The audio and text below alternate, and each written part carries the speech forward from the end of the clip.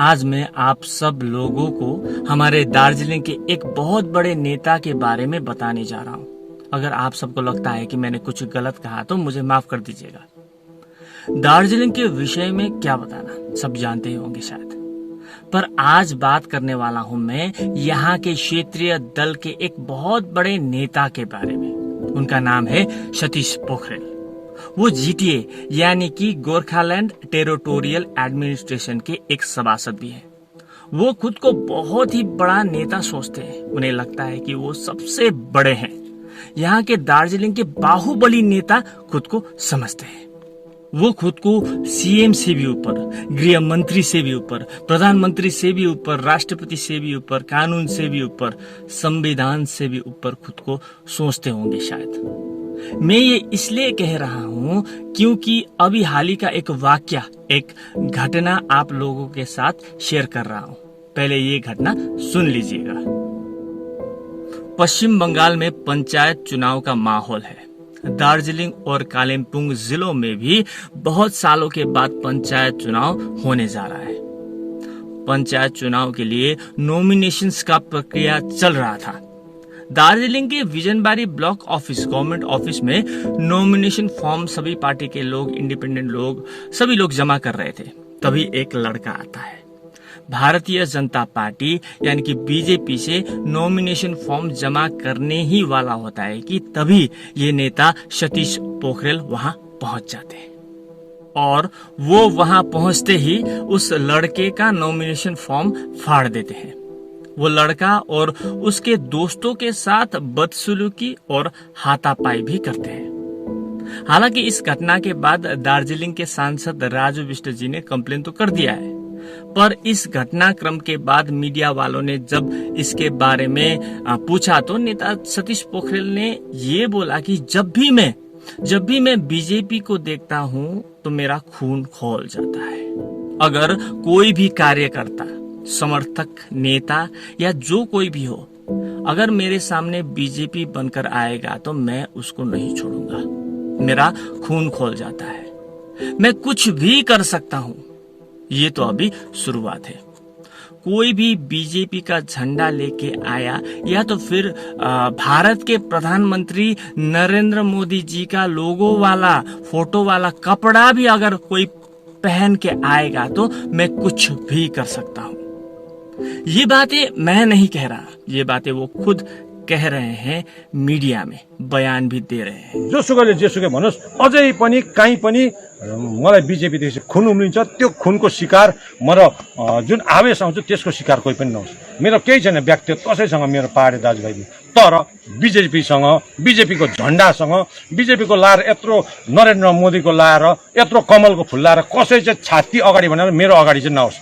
मेरो भनाइ सिधा छ बीजेपीलाई, कि गोर्खाल्यान्ड दे कि 100 डेजको पैसा दे, नत्र बीजेपी पहाड छोड।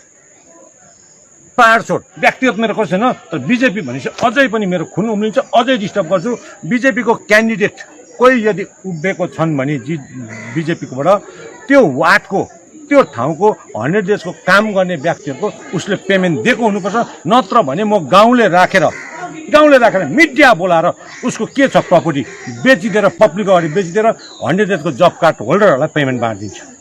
त्यो मिडियाको अगाडि भन्छु, यो च्यालेन्ज हो राजु बिष्टलाई। राजु बिष्टलाई च्यालेन्ज हो, उसले भन्नुहोस्, जसलाई भन्छ भन्नुहोस्। नत्र भने उसको सरकार छ, उसले मैले रोकिदिएको भनेपछि काम गर्ने मान्छेको पैसा दियोस्। नत्र भने यहाँ आएर बिडिओलाई सोधोस् कहाँ घोटाला भएको छ। हामीले खाएको छौँ, कसैले खाएको छ, कसैको गोजिम बसेको छ। म फेरि भन्छु, बीजेपी देखेपछि मेरो खुन उम्लिन्छ। म भन्दैछु, म यो मेरो हिजो सुरु मात्रै हो। यो इलेक्सनभरि अर्को इलेक्सनसम्म, जबसम्म मेरो गाउँले दाजुभाइ दिदीबहिनीले 100 डेजको पैसा पाउँदैन, बीजेपी न झल्कियोस्, न अगाडि आओस्। बीजेपी जहाँ देख्छु, हेर्नुहोस्, म आवेशमा आएर के गर्छु म भनी पठाउँदिनँ, गर्छु होससँग भनेको, आवेशमा आएर होइन, होससँग भनेको, पूर्ण होस हवससँग भनेको। बीजेपी चाहदिनँ।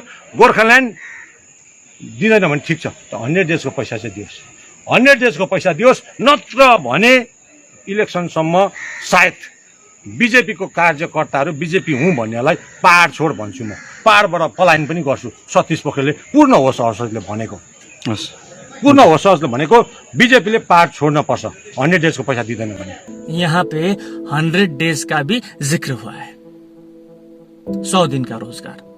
100 डेज केंद्र सरकार का योजना है। इस योजना में यहाँ पे बहुत ज्यादा भ्रष्टाचार के कंप्लेन होने के कारण कंप्लेन मिलने के बाद ये पेमेंट होल्ड पे केंद्र सरकार ने रखा हुआ है।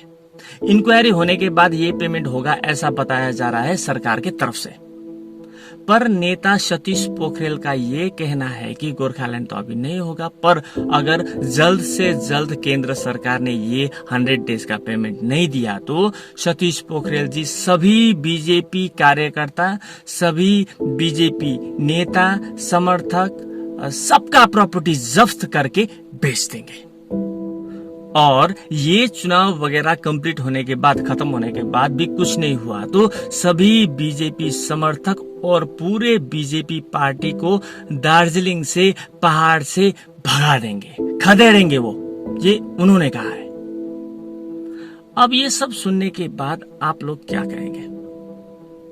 क्या लोकतंत्र दार्जिलिंग में जीवित है? क्या दार्जिलिंग शांत है? हालांकि संविधान हमें अधिकार देता है, जनता को ये अधिकार है कि जनता जिसे चाहे उसे सपोर्ट कर सकता है। वो टीएमसी को सपोर्ट कर सकता है, वो बीजेपी को सपोर्ट कर सकता है, वो कांग्रेस को सपोर्ट कर सकता है, वो क्षेत्रीय दल को सपोर्ट कर सकता है, वो किसी को भी सपोर्ट कर सकता है, वो इंडिविजुअल इंडिपेंडेंट कैंडिडेट को सपोर्ट कर सकता है। पर दार्जिलिंग में ऐसा नहीं है। इसीलिए मैं सब बीजेपी समर्थक कार्यकर्ता, पहाड़ के गठबंधन दल के कार्यकर्ता, इंडिपेंडेंट लोग, सब दूसरे पार्टी के सपोर्टर और पूरे इस क्षेत्र के जनता को यही निवेदन करना चाहता हूं कि सतर्क रहें इन जैसे लोगों से। ये कुछ भी कर सकते हैं। जबकि 2017 में गोरखालैंड का आंदोलन जब हुआ था, यहाँ पे हमारे 13-14 लोगों ने अपनी जान गंवाई थी। तब तो ऐसे नेताओं का खून नहीं खोला, अब अचानक खून खोलने लग गया है। अब आने वाले पंचायत चुनाव में भी शायद यही लोग, ऐसे ही लोगों की जीत होगी, क्योंकि ये लोग किसी को भी अपने खिलाफ खड़ा होने ही नहीं देते। इनके पास तो पावर है, पैसा है, सब कुछ है। हम मामूली लोग हैं, डर जाते हैं, लड़ भी नहीं पाते। हमें ऐसे ही सर झुकाते हुए रहना पड़ता है, पर कब तक ऐसे ही रहना पड़ेगा हमें नहीं पता। अगर आप लोगों को पता हो तो बता दीजिएगा। अगर इस वीडियो के दौरान मुझसे कोई गलती हुई हो तो मुझे माफ कर दीजिएगा। धन्यवाद।